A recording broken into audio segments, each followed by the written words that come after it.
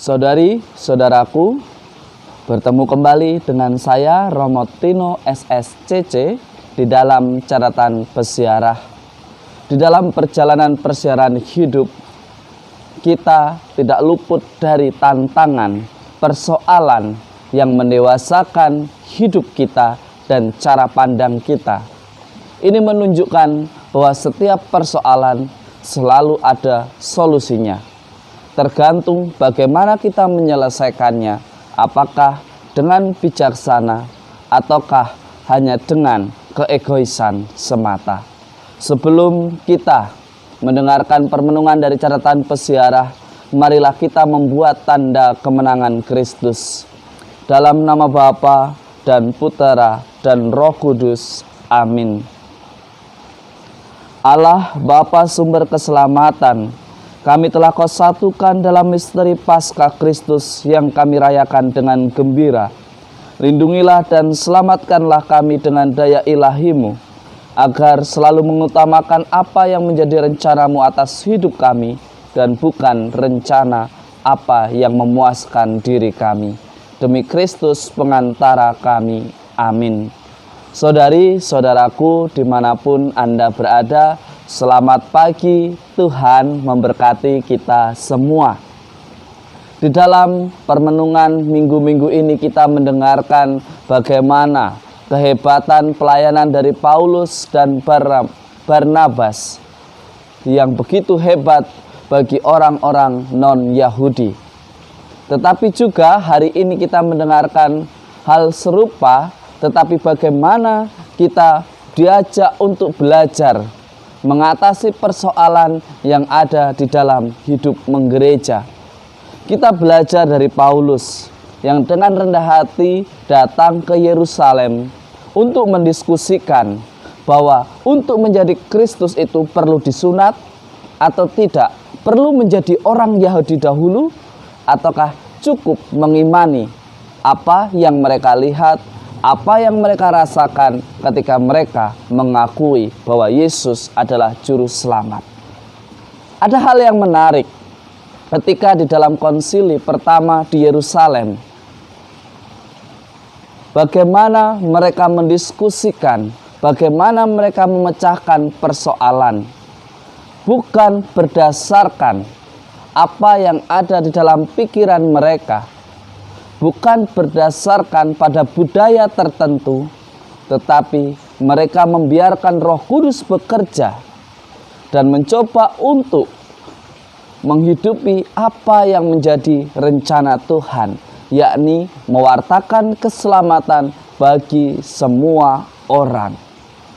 Paulus menyampaikan keluhan-keluhan dari orang-orang non-Yahudi yang menyampaikan bahwa apakah perlu beriman atau menjadi murid Kristus kita menjadi orang Yahudi dahulu? Petrus menjawab dengan begitu bijaksana bahwa akhirnya di dalam keputusan konsili pertama di Yerusalem bahwa untuk menjadi pengikut Kristus tidak perlu kita disunat terlebih dahulu, atau tidak perlu kita menjadi orang Yahudi terlebih dahulu. Saudari-saudaraku yang terkasih di dalam Yesus Kristus, ini adalah keputusan Roh Kudus dan keputusan para rasul, supaya kita jangan ditangguhkan begitu banyak dosa. Hanya saja kadang kita justru menaruh beban yang lebih berat bagi orang-orang yang ingin terlibat dengan aturan-aturan yang kita pandang sepertinya ideal, sepertinya baik, tetapi justru menghalangi orang untuk lebih terlibat. Di dalam Injil hari ini, Injil Yohanes, ialah sesuatu yang sama, memiliki nada yang sama, pesan yang sama dengan bacaan kemarin. Bahwa kita mesti menganggap sesama kita sebagai sahabat.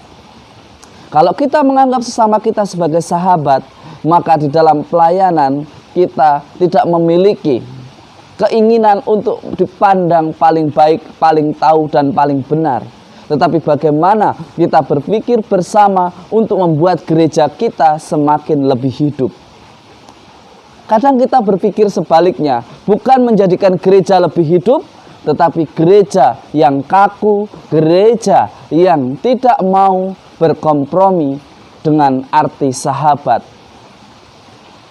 Berkompromi bukan berarti melanggar aturan. Tidak, sekali lagi kita mesti mengikuti aturan-aturan yang ada, tetapi bukan menambah aturan yang akhirnya membuat orang semakin jauh dari hidup menggereja. Yang terpenting ialah kita bisa ikut di dalam perayaan Ekaristi dengan mengikuti rubrik yang ada. Kita bisa membuat liturgi Ekaristi semakin hidup.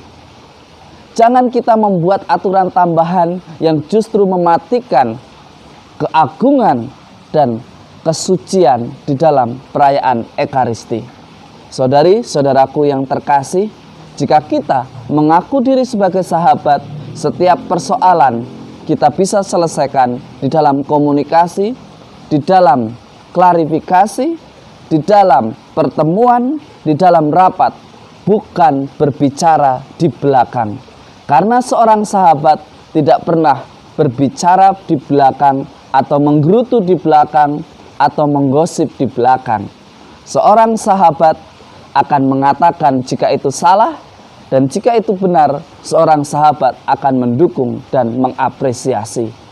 Hidup menggereja ialah hidup mengikuti kehendak Allah dan mengikuti bimbingan Roh Kudus kemana gereja melangkah. Yang terpenting bagi kita ialah melakukan apa yang menjadi bagian di dalam hidup kita dan tugas kita.